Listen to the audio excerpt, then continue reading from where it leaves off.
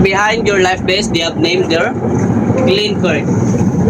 What's the name of our boat? Glenford. Very good. In fifth, do not allow collect in any marine life like sand, corals, stone. Much better you take a picture. Okay? And mom and sir, be careful your step in our boat because it's slippery. Okay? Would you like take some picture here in the front? Don't forget, don't be shy, ask me, okay? Oh. But do not allow jump here in the front. Okay, and every destination will only have 30 to 40 minutes stay of defense situation.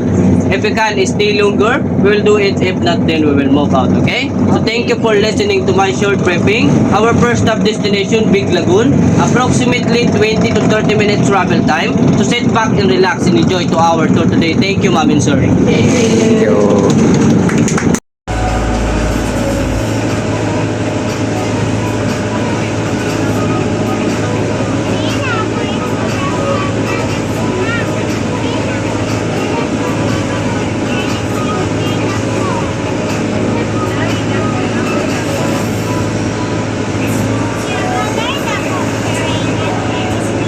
Ma'am sir again, and welcome to our first stop destination, Big Lagoon.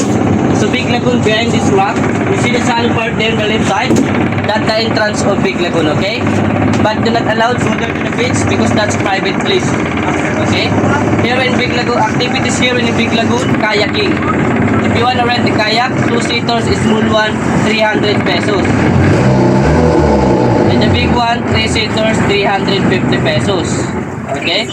Yeah. Activities inside of lagoon, sightseeing, picture taking, and they have swimming area there, okay? But don't forget to bring your life vest because that's mandatory here.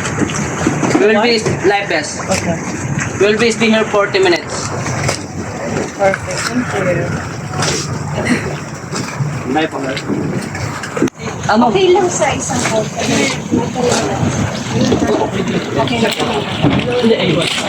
Okay na po. Wala po kasi silang malakihan pala. Dalawa doon. Pag itong dalawa. Tatlo, 5, 6. 6 ba? 6.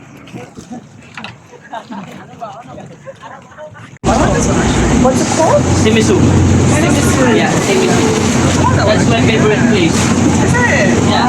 You know, that's my favorite place. You know why? Why? Because that's lunch area. Oh, is it? It's not summer break. Yeah. So this is where you put it. Oh, lunchtime.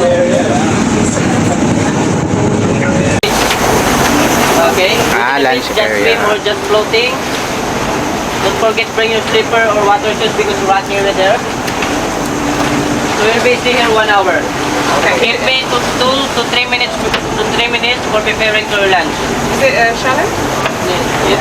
Can we walk? Or do we need to swim? Just swimming to the beach.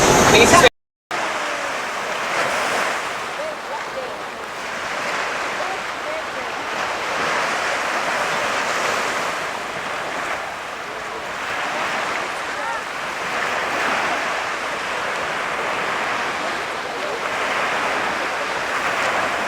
Snorkeling area, but don't go so far, okay?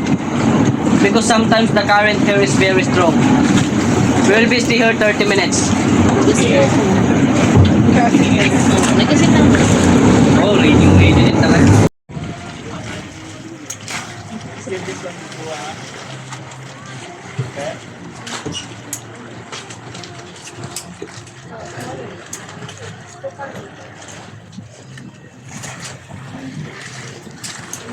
Ang ipinir ka, baka ikaw mahawakan.